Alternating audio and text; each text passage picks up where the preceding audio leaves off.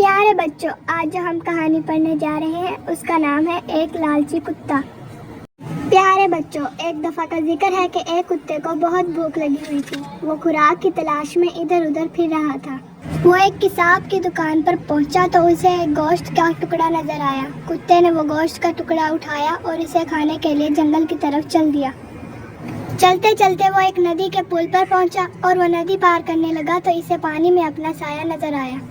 اس کتے نے سمجھا کہ پانی میں نظر آنے والا ایک اور کتا ہے جس کے منہ میں بھی گوشت کا ٹکڑا ہے۔ یہ سوچتے ہی کتے کے منہ میں پانی بھر آیا۔